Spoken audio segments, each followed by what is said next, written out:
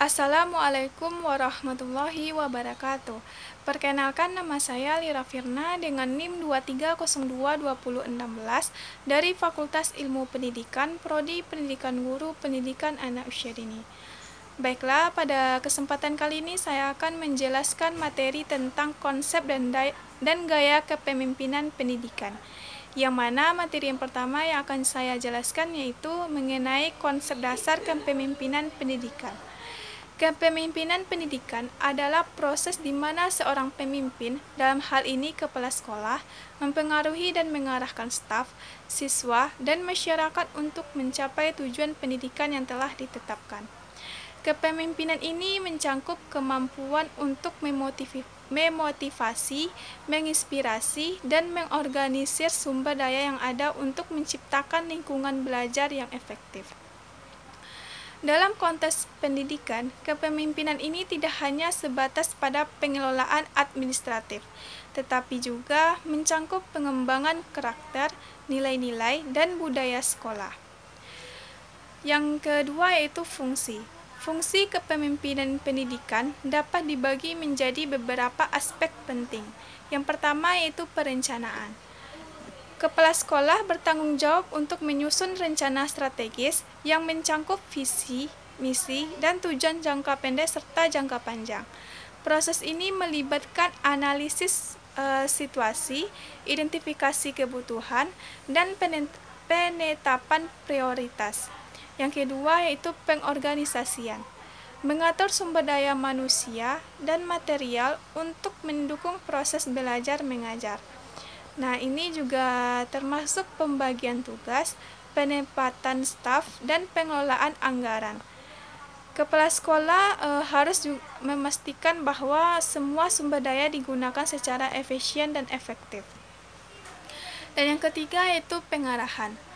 Memberikan arahan dan bimbingan kepada staf dan siswa untuk mencapai tujuan bersama. Nah, ini juga melibatkan komunikasi yang jelas mengenai harapan, tujuan, dan prosedur yang harus diikuti. Nah, kepala sekolah ini juga harus menjadi teladan dalam perilaku dan etika kerja. Dan yang keempat yaitu pengendalian. Memantau dan mengevaluasi proses dan hasil pendidikan untuk memastikan bahwa tujuan tercapai. Nah, ini juga termasuk pengumpulan data, analisis hasil belajar siswa, dan umpan balik dari staf. Kepala sekolah ini juga harus mampu melakukan penyesuaian jika diperlukan untuk meningkatkan kinerja. Yang ketiga itu masuk ke prinsip. Beberapa prinsip kepemimpinan pendidikan yang sangat penting. Yang pertama yaitu partisipasi. Melibatkan semua pihak dalam pengambilan keputusan untuk menciptakan rasa memiliki. Partisipasi ini juga dapat dilakukan melalui rapat, diskusi kelompok, atau forum terbuka di mana semua suara didengar. Yang kedua yaitu komunikasi. Membangun komunikasi yang terbuka dan efektif antara pemimpin, staf, dan siswa. Kepala sekolah ini juga harus menciptakan saluran komunikasi yang memungkinkan pertukaran informasi yang lancar dan transparan. Dan yang ketiga yaitu keadilan. Memperlakukan semua individu dengan adil dan menghargai perbedaan. Nah, ini juga termasuk pengakuan terhadap keberagaman dan penerapan kebijakan yang tidak diskriminatif. Dan yang keempat itu inovasi. Mendorong kreativitas dan inovasi dalam proses pembelajaran dan pengelolaan sekolah. Nah, kepala sekolah ini juga harus menciptakan lingkungan yang mendukung eksperimen dan penerapan metode baru dalam pengajaran. Untuk materi selanjutnya itu syaratnya.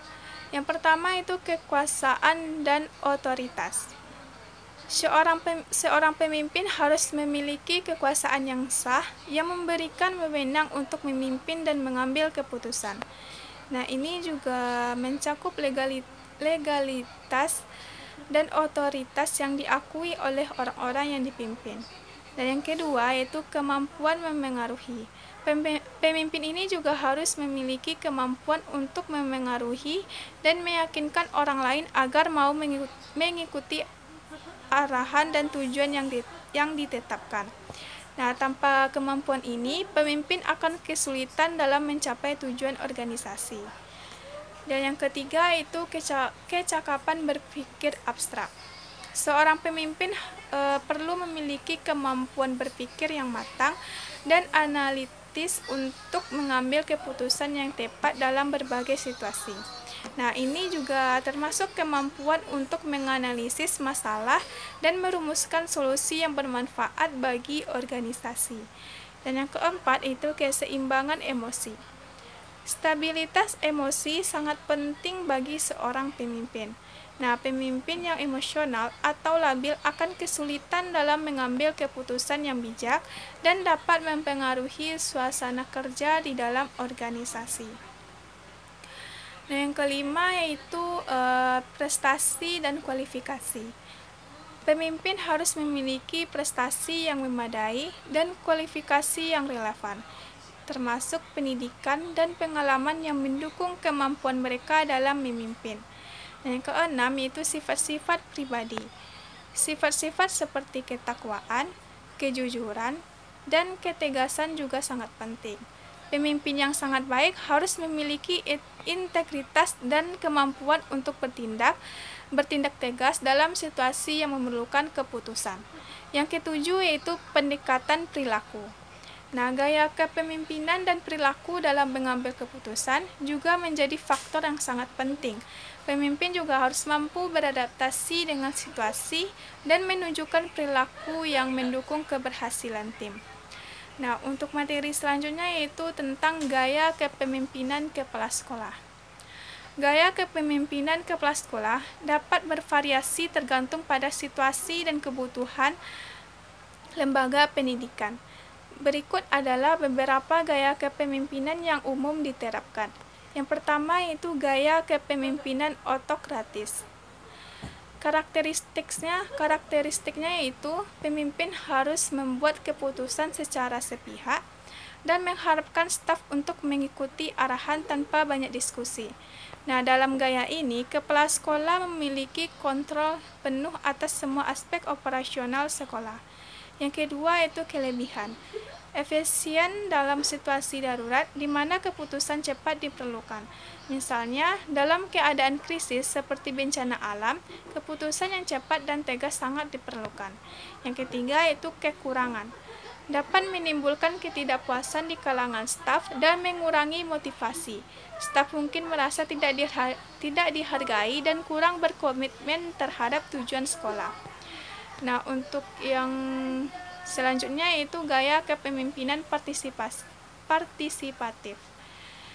Karakteristiknya yaitu pemimpin melibatkan staf dalam pengambilan keputusan dan mendorong partisipasi aktif.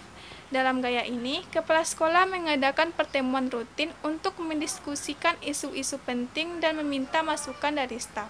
Kelebihannya, meningkatkan rasa memiliki dan komitmen staf terhadap tujuan sekolah. Staf ini merasa dihargai dan lebih termotivasi untuk berkontribusi. Sedangkan kekurangannya yaitu proses pengambilan keputusan bisa lebih lambat dalam situasi di mana keputusan cepat diperlukan. Gaya ini juga mungkin tidak selalu efektif. Dan untuk materi selanjutnya itu gaya kepemimpinan transformasional. Karakteristiknya itu pemimpin menginspirasi dan memotivasi staf untuk mencapai potensi terbaik mereka dan berkontribusi pada visi bersama. Kepala sekolah dalam gaya ini berfokus pada pengembangan profesional staf dan menciptakan budaya inovasi.